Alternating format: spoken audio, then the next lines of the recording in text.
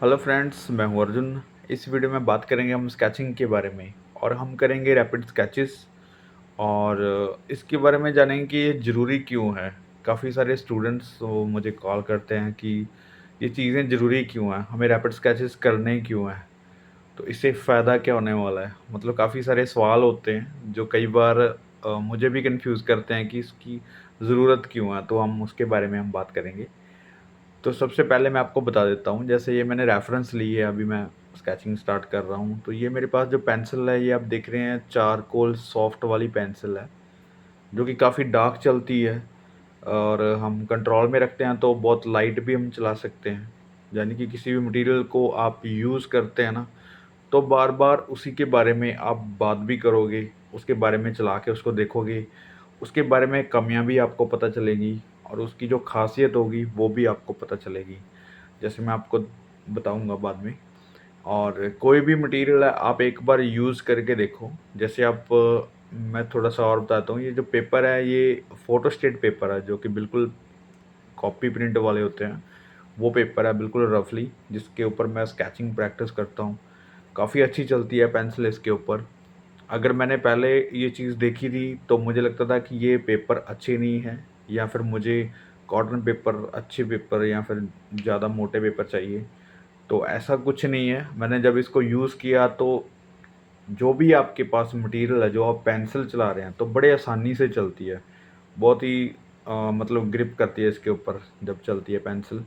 और मटेरियल के बारे में मैं आपको बता देता हूँ। जैसे मटेरियल हम कोई भी यूज़ करते हैं, जितना देर हम उसको यूज़ नहीं करेंगे, तब तक उसकी खामियाँ या फिर उसकी जो हम वैल्यू हमारे लिए, वो हम समझ नहीं पाएँगे। हमें यूज़ करके देखना होगा, चला के देखना होगा, तभी हमें पता चलता है कि किस चीज़ को हम अच्छे से यूज़ कर पाते हैं। वो चीज़ हमारे लिए बनी है या नहीं बनी है, या फिर हम उसको किस तरीके से यूज़ कर सकते हैं।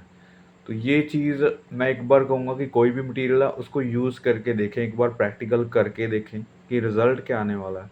जो रिज़ल्ट निकलता है, वो आपको मटेरियल के बारे में भी बताएगा कि वो मटेरियल आपको यूज़ करना है या नहीं करना है, या फिर उसके अंदर और क्या अच्छा हो सकता है, या फिर कोई अच्छी क्वालिटी का मटेरियल उससे ज़्यादा बेटर काम कर सकता है।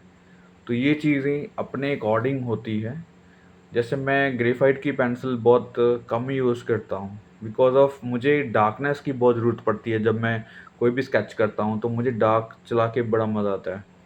तो जो विदाउट मतलब कोई इरेज़र वग़ैरह मैं यूज़ नहीं करता जब भी मैं स्केचिंग करता हूँ, क्योंकि हम फ्री स्केच कर रहे हैं।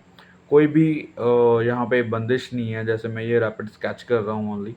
तो यहाँ पे मुझे कोई करैक्टर या फिर कोई भी इतना ज़्यादा भारी स्ट्रेस लेके नहीं चलना कि ये स्केच मुझे बहुत ब्यूटीफुल बनाना है, या फिर ये बहुत वैसा कॉपी पेस्ट लगे, या फिर कहाँ पे लाइन आ रही है, कहाँ पे नहीं आ रही। मैं बस इसको बनाना चाहता हूँ, एक स्टडी करना चाहता हूँ, अपनी हैंड की प्रैक्टिस करना चाहता हूँ कि स्केच के ऊपर मेरी ग्रिप बनी रहे, मेरी स्पीड बनी रहे, या फिर जो मेरी लाइन प्रैक्टिस, अभी आप लाइनों को देख रहे होंगे, लाइन कोई भी एक डायरेक्शन में नहीं चल रही। किसी भी डायरेक्शन में मैं पेंसिल चला रहा हूँ, लाइट एंड डार्क जा रही है, कहीं पे भी शेडिंग आ रही है, कहीं पे भी सिंगल लाइन आ रही है। तो वो चीज़ जो है मेरी स्टडी है। रैपिड स्केचेज़ में आप एक चीज़ जान लो कि आप सिर्फ़ स्केच नहीं बना रहे हैं, आपको काफ़ी चीज़ें साथ में लेके जा रहे हैं। मतलब अभी जो बेसिक स्ट्रक्चर है एक पोर्ट्रेट का, आपने पहले वो बनाया। उसके बाद आप जो फिगर एनाटॉमी है, उसके बारे में आपने जाना थोड़ा-सा कि उसके बैठने का स्टाइल क्या है, या फिर उसने कोई भी चीज़ पकड़ी हुई है हैंड में, तो वो किस तरीके से पकड़ी है। तो एक तो एनाटॉमी स्टडी साथ में लेके चल रहे हैं, ठीक है। माइंड में आपके ये भी आ रहा होगा कि इसका कैरेक्टर्स, या फिर के बैठने का स्टाइल, या फिर जो भी ये एक कैप पहने हैं, या फिर कोई भी इसने कुछ पहना हुआ है, कैरेक्टर वाइज़ इसको जो देख रहे हैं, लुक वाइज़ जो इसको देख रहे हैं, तो उस चीज़ को हम कैच कर रहे हैं। दूसरी चीज़ हमारे माइंड में लाइट एंड शेड्स जो भी हैं, हल्की-सी वो भी आ रही है कि हमें कहाँ पे कलर्स की वैल्यू सेट करनी है, कहाँ पे हम शेडिंग को ज़्यादा बना सकते हैं, या फिर किसी को लाइट कर सकते हैं। हालाँकि ये चीज़ें देखो अभी लिमिटेड कर रहे हैं, ठीक है? यहाँ पे मुझे डार्कनेस लग रही है, तो मैं हल्का-सा उसको शेड दे रहा हूँ। बिल्कुल आराम से स्केचिंग करनी है, कोई जल्दबाजी नहीं करनी। लेकिन रैपिड स्केचेस इसलिए ज़रूरी हैं, स्केचिंग इसलिए ज़रूरी है, क्योंकि इसी से जो आगे वाले स्टेप्स हैं, जिसको आप ड्राइंग बोलते हैं, जिसको आप बहुत अच्छे-अच्छे स्केचेस बोलते हैं या फिर कोई कंपोज़िशन बोलते हैं या फिर कोई भी स्किल बोलते हैं, तो यहीं से सिलसिला शुरू होता है, जो कि बिल्कुल स्टार्टिंग वाला पॉइंट है, जो भी आप ये स्केचेस करते हैं। तो मैं अपने अकॉर्डिंग जो बात कर रहा हूँ, ये इसलिए कर रहा हूँ क्योंकि मुझे लगता है कि मेरी जो स्टार्टिंग हुई थी, तो ऐसे रैपिड स्केचेस से हुई थी।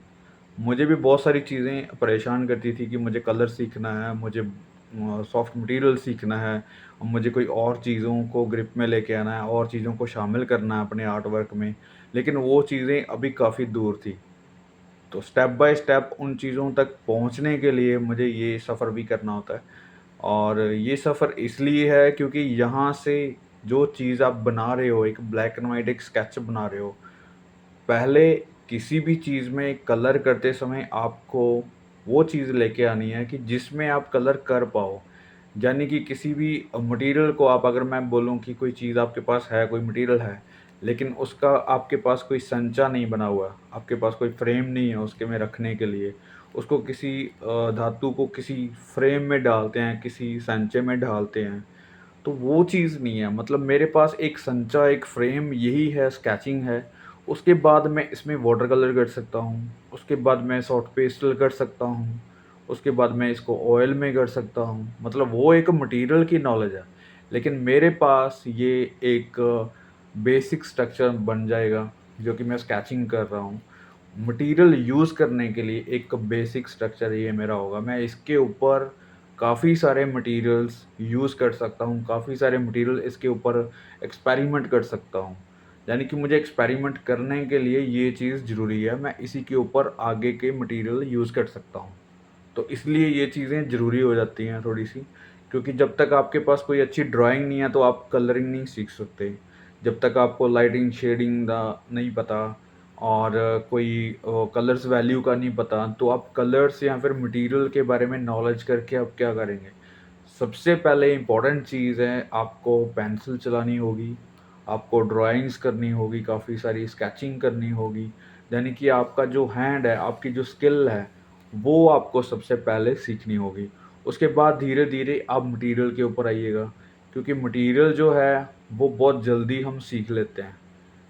चलाना एक टिप्स हैं, जैसे मैंने आपको बता दिया कि आपका एक कोई कैनवस है, आपने उसके ऊपर कलर्स लगाने हैं ऑयल वाले, तो आपको 2-4 बार कलर लगा के पता चल जाएगा कि आपको उसमें तेल कितना डालना है या फिर उसको ड्राई कितना चलाना है, ब्रश कौन-सा यूज़ करना है, ये आपको बहुत फटाक से आ जाती चीज़ें।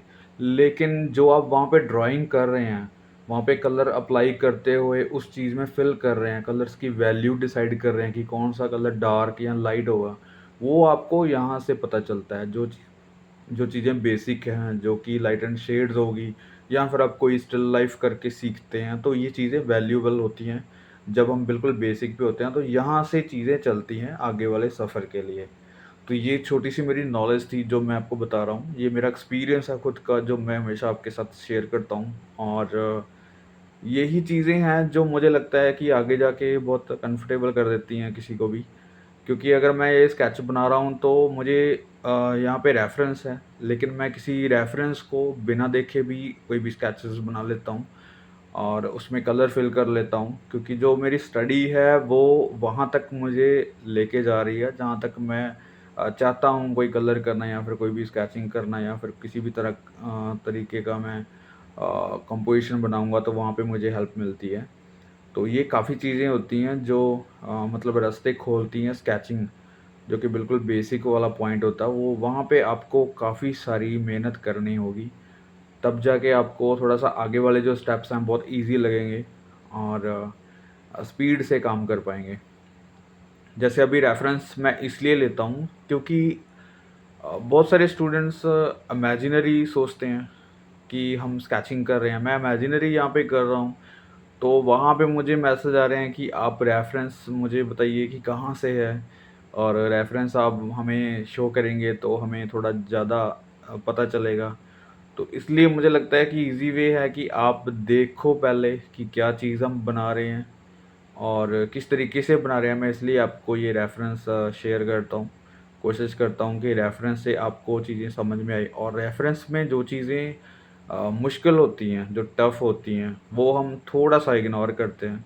क्योंकि जो स्टार्टिंग वाले स्टूडेंट हैं उनको ज़्यादा डिटेल्स वाले काम स्टार्टिंग में पसंद नहीं आते, क्योंकि उनको समझ नहीं आती उन चीज़ों की। तो इसलिए बिल्कुल बेसिक, बिल्कुल स्टिल फिगर्स आज मैंने ये उठाई है, ताकि आपको जब रैपिड स्केचेस करो तो आसानी रहे। क्योंकि बिल्कुल कंफर्ट ज़ोन जो होता है, वो आपको काफ़ी चीज़ें सिखाता भी है। और हम सोचते हैं कि हमें हमेशा चैलेंज लेना चाहिए, लेकिन मैं आपको ये कहूँगा कि सबसे पहले आर्ट में यही होता है कि आप कंफर्ट ज़ोन में रहो, जहाँ पे आपको चीज़ें बन रही हैं, आसानी से बन रही है। क्योंकि वो चीज़ें जो बनती हैं तो आपको कॉन्फिडेंस मिलता है। आपको पता चलता है कि आप उस चीज़ को ड्रॉ कर सकते हो, आपने उसको देख के बहुत अच्छा बनाया है। तो ये जो कॉन्फिडेंस आपको आगे वाली चीज़ें बनाने के लिए पुश करता है, यानी कि आपको कभी भी नर्वस नहीं होने देगा। आपको कॉन्फिडेंस रहेगा कि आपने वो चीज़ बना ली थी बहुत अच्छे से, आगे भी बहुत अच्छा वर्क आप कर लोगे। लेकिन कई बार आपके एक्सप्रेशन वाली पेंटिंग्स उठा लेते हो, आप कोई बहुत बड़ी कंपोज़िशन लेते हो, जहाँ पे आपको काम कर नहीं सकते या फिर बहुत लंबे समय तक वहाँ पे काम करना पड़ता है। तो वहाँ पे आप सेटिंग इतनी बना नहीं पाते, तो काम इनकम्प्लीट रहता है। तो वहाँ पे आपका जो कॉन्फिडेंस लो हो जाता है, या फिर आप फ्रस्ट्रेशन में आ जाते हो कि हमें नहीं आता, हम नहीं कर पाएँगे, ये मुश्किल है, या फिर इसको अजीबो-गरीब जो सवाल है माइंड में वो आने लगते हैं कि ये कैसे होगा, वो कैसे होगा? तो ऐसा कुछ नहीं है। स्टार्टिंग में मैं यही कहूँगा कि बिल्कुल सिंपल रेफ़रेंस लो, जो भी आसान लगती है, आपको खुद को लगता है कि वो चीज़ मैं बना सकता हूँ, वो ही लेनी है। किसी के कहने पे या फिर कुछ भी करने से आप चैलेंज मत लो। क्योंकि जो मेरा लेवल है, मैं आपको अपनी लेवल की बातें बता सकता हूँ। जो मैं गाइड आपको कर रहा हूँ वो बिल्कुल लो स्टार्टिंग में है, जो भी हम स्टार्ट कर रहे हैं, ठीक है? उसके ऊपर वाले जो उठ जाते हैं स्टूडेंट, जो लो स्टैंडर्ड से निकल जाते हैं, थोड़ा हाई हो जाते हैं, तो उनको पता चल जाता है कि उनको क्या करना है, कैसी स्टडी करनी है, तो उनके बारे में उनको नॉलेज हो जाती है। लेकिन मैं बिल्कुल बेसिक वालों के लिए बात कर रहा हूँ कि जो भी चीज़ आपके सामने है, जो आपको लगता है कि वो आप ड्रॉ कर सकते हैं, वो ही करो। उसकी हल्की-फुल्की शेडिंग करो, ऐसे स्केचेस बनाओ, और उसके बाद धीरे-धीरे चीज़ों में क्वालिटी लेके आओ थोड़ी-सी, और कंपोज़िशन क्रिएट करनी स्टार्ट करो। फिर धीरे-धीरे उसकी डिटेलिंग स्टार्ट करो। तो ऐसे काम शुरू होता है। और सबसे पहले यही है कि बिल्कुल बेसिक पे रहो। बिल्कुल रेफ़रेंस लो, अच्छी वाली लो, लेकिन उसमें सिंपल हो बिल्कुल। उसको और ज़्यादा सिंपल करके बनानी होती चीज़ें, तब आपको चीज़ें समझ में ज़्यादा आती हैं और कॉन्फिडेंस बढ़ता है। और छोटी चीज़ें लो, जो कि जल्दी हो पाएँ और थोड़े टाइम में फिनिश हो।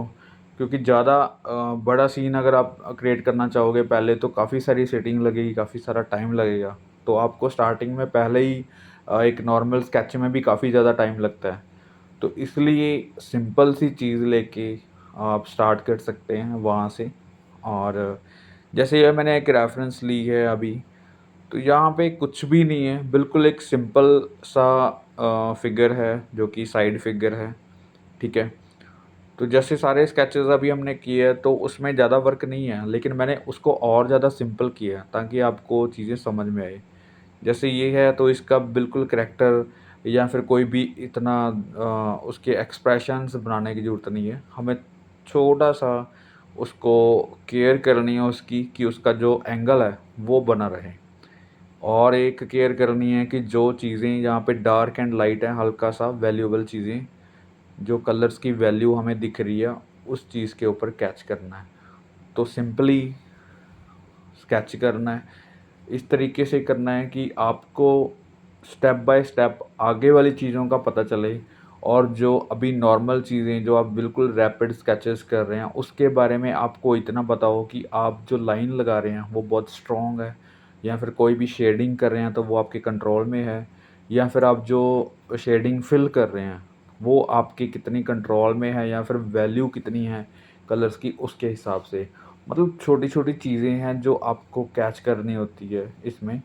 और जो लाइन आप लगा रहे हैं, वहाँ पे आपको थोड़ा-सा और ध्यान देना होता, क्योंकि जो लाइनें आपकी टूटी-फूटी जा रही हैं, तो आपके स्केच में कोई ब्यूटी नहीं आएगी। और जो रैपिड स्केच में बिल्कुल लाइन का ज़्यादा काम होता है, क्योंकि हम स्ट्रोक में काम करते हैं।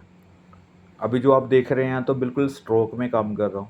मेरे पेंसिल चलाने का तरीका आप देख चुके होंगे कि बिल्कुल छोटी-सी पेंसिल है। इसको हम बिल्कुल टिल्ट करके, जो टेढ़ी करके पकड़ी हुई है। और जो डिटेलिंग वाला पॉइंट होता है, जैसे हम कोई लिखाई लिखते हैं, राइटिंग वाला स्टाइल है, वो हम डिटेलिंग पे काम करते हैं। तो यहाँ पे थोड़ा-सा मैं आपको ये बताऊँगा कि पेंसिल को किसी भी डायरेक्शन में पकड़ो, लेकिन उसको चलाने का तरीका ये होता है कि लाइट एंड डार्क 2 चीज़ें काम करती हैं यहाँ पे। तो आपने अगर राइटिंग वाले स्टाइल में पकड़ा हुआ पेंसिल को, तब भी आपको लाइट एंड डार्क का पता हो कि पेंसिल को कहाँ पे दबाना है, कहाँ पे लाइट करना है। या फिर आपको इस तरीके से पकड़ा है, जैसे मैंने अभी पकड़ी है पेंसिल टिल्ट करके, तो वहाँ पे आपको भी पता होता है कि किस चीज़ को आप दबा के चलानी है, कहाँ पे लाइट चलानी है। तो ये चीज़ें थोड़ी-सी अपने माइंड से जुड़ती हैं चीज़ें, जो आपने प्रैक्टिस की होगी तो अपने आप पता चलता है कि हमें पेंसिल को कब कैसे चलाना है, कैसी डायरेक्शन में चलाना है। जैसे पेंसिल को कितनी नज़दीक से पकड़ना है, निब से पकड़ना है या फिर पीछे से पकड़ना है। ये अपने आप चीज़ें चलती रहती हैं, इसकी कोई स्टडी नहीं है स्पेशल। क्योंकि जो स्टडी है, आप चीज़ों को करेंगे बार-बार तो आपको खुद वो चीज़ बताएगी। जो स्केच बना रहे हैं वो स्केच बताएगा कि उसको कहाँ पे डिटेलिंग की ज़रूरत है, कहाँ पे उसको डार्क करना चाहिए, कहाँ पे उसको लाइट छोड़ना चाहिए। जैसे मैं अभी सिंगल लाइन स्ट्रोक्स कर रहा हूँ, तो जहाँ पे मुझे डार्कनेस करना है तो वहाँ पे ऑटोमेटिकली जो मेरी पेंसिल है वो डार्क चल रही है मुझसे। मैं सोच के नहीं लगा रहा हूँ, फिर भी एक प्रैक्टिस के दौर पे वो चीज़ चल रही है, मतलब ऐसे। हम शेडिंग साथ के साथ कर रहे हैं, जो लाइन्स हैं उसको हम किसी भी डायरेक्शन में चला रहे हैं, मतलब आप मेरे पेंसिल के चलाने का स्टाइल समझ रहे होंगे। ये आपको पेंसिल प्रैक्टिस के बारे में जो मैंने एक वीडियो शेयर की थी, तो वहाँ जाके आप देखना कि पेंसिल को चलाना किस तरीके से है। स्केचिंग वाला जो पॉइंट है वो क्या होगा, या फिर शेडिंग वाला पॉइंट जो होगा वो क्या होगा, और इन चीज़ों की अलग-अलग स्टडी होती है। मुझे लगता है बेटर जानोगे जब आप प्रैक्टिस खुद करोगे, क्योंकि मेरे बताने से कुछ चीज़ें क्लियर नहीं होती और कुछ चीज़ें ऐसी क्लियर होती हैं जो आपके माइंड में कुछ सवाल होते हैं, हम बातों-बातों में वो चीज़ें क्लियर कर लेते हैं। और मेन जो फ़ोकस होता है मुझे लगता है वो प्रैक्टिस के ऊपर रहता है, क्योंकि अगर आप 2-4 स्केचेस बना के मुझे सवाल करोगे कोई, तो मुझे आसान होगा आपको समझाने का और आपको समझ में चीज़ें जल्दी आएँगी। अगर आप कोई वर्क नहीं कर रहे, अगर आप स्केचिंग नहीं कर रहे, अगर आप सपोज़ करो काफ़ी ज़्यादा ब्रेक ले चुके हैं, स्केचिंग आपकी डेली नहीं हो रही या फिर 2-4 दिन बाद भी नहीं हो रही, तो ऐसे रैपिड स्केचेज़ आप नहीं कर रहे, तो इनके ऊपर अगर आप कोई सवाल कर रहे हैं, तो मुझे लगता है कि सवाल का जवाब मिल जाता है, लेकिन उतना मज़ा नहीं आएगा आपको कि जो चीज़ आप कर रहे हैं। अगर आप डेली रूटीन में हैं, आप सीरियस हैं, काम कर रहे हैं साथ के साथ, अगर फिर से कोई माइंड में कोई थॉट आता है, कोई सवाल आता है, तो फिर बहुत अच्छी सी बात हो सकती है। अच्छे से उस चीज़ का सॉल्यूशन निकल सकता है। तो मैं यही कहूँगा कि सबसे पहले थोड़ा-सा काम करके देखो, पहले प्रैक्टिस करके देखो। क्योंकि ये चीज़ें 2 तरह की होती हैं। जैसे मैंने आपको नॉलेज दे दी, किसी चीज़ की बता दिया, और उसके बाद में होती है प्रैक्टिस। तो दोनों चीज़ें साथ में चलती हैं। आपको नॉलेज बहुत ज़रूरी है, जो कि फर्स्ट स्टेप है। अभी आपको जितनी नॉलेज है उसका प्रैक्टिकल भी करके देखो, उसको प्रैक्टिकली आजमा के देखो, करके देखो कि कितना रिज़ल्ट अच्छा आ रहा है या बुरा आ रहा है। फिर वहाँ पे क्वेश्चन स्टार्ट होते हैं कि आपको किसी चीज़ में दिक्कत आ रही है, आप पूछ सकते हैं, बहुत अच्छे से उसका आंसर मिलेगा फिर उसके बाद जब आप प्रैक्टिस करते हैं। तो अभी देखो, जो नॉर्मल सा एक स्केचिंग जो हम कर रहे हैं, तो बिल्कुल ये एक रफ़ स्केच है। मतलब इसमें कोई भी डिटेलिंग नहीं है, कुछ भी हमने एक्स्ट्रा नहीं किया है। उसको और ज़्यादा सिंपल ज़रूर कर लिया है, क्योंकि जो आपको चीज़ें हार्ड लग रही होंगी, जो आपको मुश्किल लग रही होंगी, तो अब स्केच देख के आपको ईज़ी लगेगा कि हाँ, ये हम कर सकते हैं, बना सकते हैं। तो ज़रूरी यही है कि हम आर्ट में सबसे पहले जब हम सीखने की स्थिति में हैं, तो चीज़ों को सिंपल देखो, ज्योमेट्रिकल शेप में देखो, या फिर एक बॉक्स टाइप चीज़ें हैं, जो काफ़ी सारी वीडियोस भी लोगों ने डाली हुई है, जहाँ पे आप देख सकते हैं कैसे उसको बॉक्स में लेते हैं। ठीक है, हमने भी काफ़ी सारे जो पहले स्केचेस किए हैं तो ज्योमेट्रिकल शेप से किए हैं। तो ज्योमेट्रिकल शेप से अ, वो चीज़ें पता चलती हैं जो हम बिल्कुल पॉइंटेबल काम करते हैं, जब बिल्कुल शेप एग्जैक्ट बनाते हैं, और उसके बाद हम चीज़ों को जब फ्री में कर रहे हैं, बिल्कुल फ्री होके काम कर रहे हैं, तो वहाँ पे आप थोड़ा-सा अपनी जो फ्रीडम है उसको आज़मा के देखो, जहाँ पे मैंने कोई भी पहले बॉक्स या फिर कोई ज्योमेट्रिकल शेप नहीं ली, तो यहाँ पे हम सिंपली काम कर रहे हैं। हम सिंपली करके देख रहे हैं कि वो स्केच कैसा बन रहा है, हमारी पकड़ कहाँ तक है। तो ये चीज़ खुद के लिए एक एक्सपेरिमेंट होता है, खुद के लिए एक चैलेंज भी होता है कि आप कैसे-कैसे स्केचेज़ लेके उसकी बना रहे हैं। जैसे मैं ये अभी छोटा-सा पोर्ट्रेट लिया है। पोर्ट्रेट को इसलिए क्योंकि चीज़ें अलग-अलग स्टडी करनी चाहिए आपको जब भी आप करते हैं। तो मेन चीज़ ये है कि आप सिर्फ़ उसको देख रहे हैं कि किस तरह की लुक है, किस तरह की लाइन बनेगी, ठीक है? हम ज़्यादा डिटेल में कहीं नहीं जाते। थोड़े से मुझे एक्सप्रेशन अच्छे लगे और जो फेस है इसका एक एंगल चेंज लगा, इसलिए हम स्टडी कर रहे हैं। थोड़ा-सा एक लाइट एंड शेड उस पे जो जा रहा है, वो एक अलग तरीके का है और एंगल फेस का हमें स्टडी हो जाएगा कि इस तरीके का जब भी कोई फेस बनेगा तो हम आसानी से कर पाते हैं। तो एक चीज़ मैं आपको और बता रहा हूँ स्केचिंग में, जैसे बिल्कुल यहाँ पे मैंने कोई भी ज्योमेट्रिकल शेप नहीं ली। तो इसी तरीके से आप एक बार करके देखो, फ्री करके देखो अपने आप को कि ज़्यादा डिटेलिंग वाले काम आपको कितना सिखाते हैं या फिर जो रफ़ स्केचेज़ आप कर रहे हैं, रैपिड स्केचेज़ आप कर रहे हैं, वो कितना सिखा रहे हैं। मतलब आपको 2 कैटेगरीज़ बना लेनी चाहिए कि डिटेलिंग वाले वर्क में आप सिर्फ़ उसको फिनिश करने के दौर में हैं। आप उसको फिनिश करना चाहते हैं, बहुत अच्छे से किसी को दिखाना चाहते हैं या फिर किसी बिशन में लगाना चाहते हैं। तो ऐसा कोई वर्क आप कर रहे हैं तो उस पे बेशक आप बहुत ज़्यादा टाइम लगाओ, अच्छे से उसकी स्टडी करके आप वर्क लगाओ। और जब आप सीख रहे हैं, तब आपको क्वालिटी से ज़्यादा क्वांटिटी पे ध्यान देना चाहिए कि आप दिन में कितने स्केचेज़ बना रहे हैं या फिर एक वीक में आप कितने स्केचेज़ की कलेक्शन कर रहे हैं, क्या-क्या आपने स्केच कर ली है। मतलब जो आपके सामने रेफ़रेंस आ रही हैं, नॉर्मल फिगर स्टडी जो भी है, तो उसको आप बनाते जाओ। आपको कुछ ढूँढने की ज़रूरत नहीं है कि कहाँ से क्या लेना है। आपके जो भी अराउंड चीज़ें पड़ी हैं पहले उनको आप स्टडी करो, जैसे स्टिल लाइफ़ वगैरह हैं, घर पे कोई भी चीज़ें पड़ी हैं, उनको आप थोड़ा-सा ड्रॉ करके देखो, आसानी से आप कर पाओगे। दूसरी चीज़ है कि पिंटरेस्ट ऐप है जो मैंने भी डाउनलोड कर रखी है, काफ़ी यूज़ करते हैं आर्टिस्ट, वहाँ पे आपको काफ़ी मटेरियल मिल जाता है स्केचिंग का। तो पिंटरेस्ट ऐप जो कि मैं बोल भी देता हूँ बहुत बार, पूछते भी हैं कई, तो नेट से ज़्यादा बेटर वहाँ पे आर्टिस्ट का वर्क मिल जाता है आपको, क्योंकि नेट पे आपको सर्च मारना पड़ता है और वही चीज़ें सिर्फ दिखती हैं। पिंटरेस्ट से सिर्फ आप स्केचिंग या फिर फिगर स्टडी या फिर फिगर ड्राइंग या फिर रेफरेंस कुछ ऐसा सर्च करते हैं तो बहुत सारी चीज़ें आपके सामने आ जाती हैं। तो वहाँ पे आपको स्क्रॉल करने की ज़रूरत नहीं है। मुझे लगता है आप सीखते हैं तो सिर्फ़ जो भी चीज़ें आ रही हैं आप वहाँ से बनाते जाओ। आपको किसी को चेक नहीं कराना, आपको किसी को दिखाना नहीं है कि ये कैसा बना है। आपको किसी भी एंगल को ये नहीं सोचना कि ये बुरा बना है या फिर वो क्या बोलेगा। तो हमें लगता है कि थोड़ा-सा ऐसा भी होता है कि हमें कुछ चीज़ अच्छी लगे, साथ वाला कोई देख के ये ना कहे कि ये क्या बनाया। हम सीख रहे हैं, हमसे गलतियाँ होंगी। मेरी भी बहुत सारी स्केच बुक पड़ी हैं, जिसमें मुझे आज पता है कि बहुत सारी गलतियाँ हैं। अभी भी बहुत सारी गलतियाँ हम करते हैं, ठीक है? जितना हम टाइम लगाते हैं क्योंकि किसी चीज़ को परफ़ेक्शन लाने के लिए काफ़ी ज़्यादा टाइम चाहिए। काफ़ी ज़्यादा टाइम चाहिए, समझ रहे हो आप? क्योंकि जो भी चीज़ें हम बना रहे हैं, अगर हम 10 स्केचेस एक दिन में कर रहे हैं, तो कल को हमारी इम्प्रूवमेंट हो सकता है कि अच्छी हो। अगर हम वही 10 स्केच 10 दिनों में बना रहे हैं, तो हमारी इम्प्रूवमेंट वही 10 दिनों में होगी। यानी कि जितना हम काम करेंगे, उतना ही जल्दी अचीव करेंगे ये चीज़ें, अच्छे से सीख सकते हैं।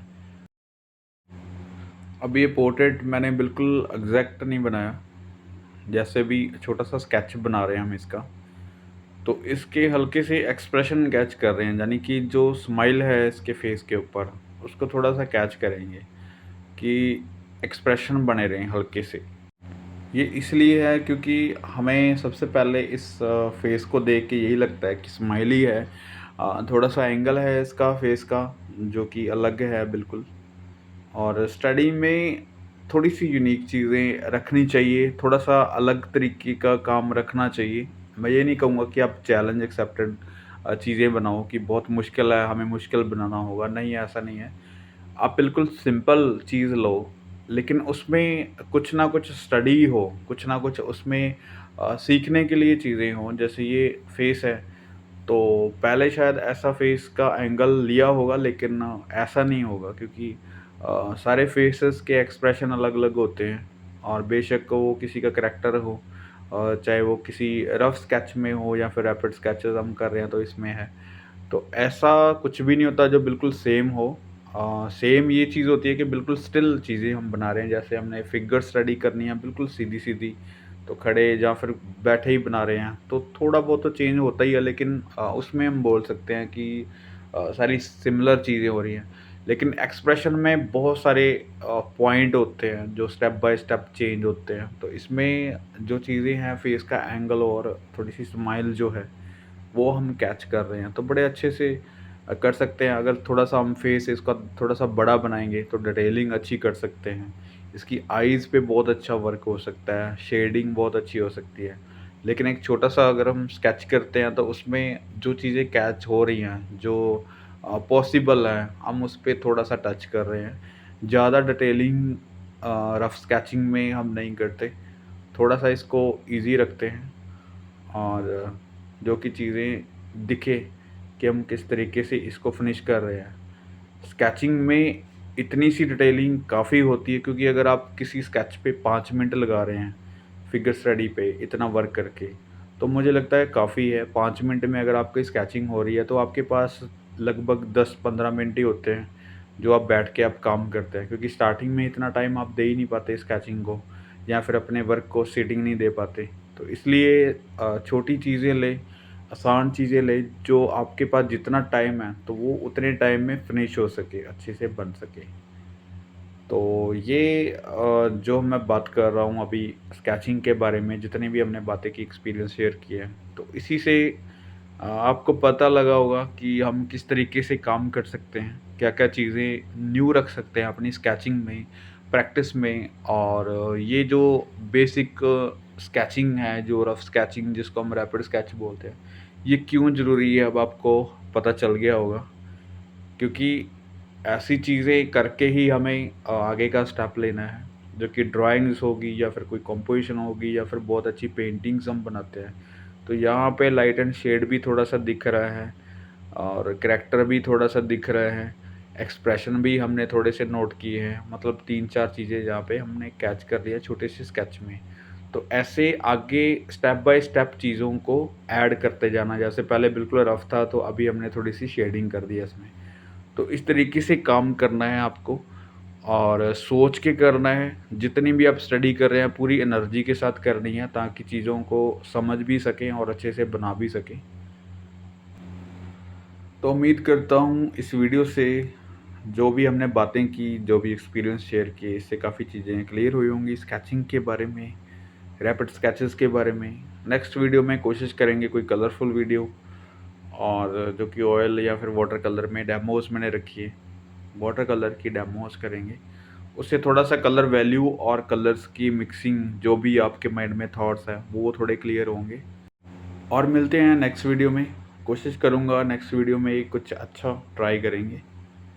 जो बच्चे न्यू हैं, चैनल को सब्सक्राइब कीजिए। Thank you so much for watching this video.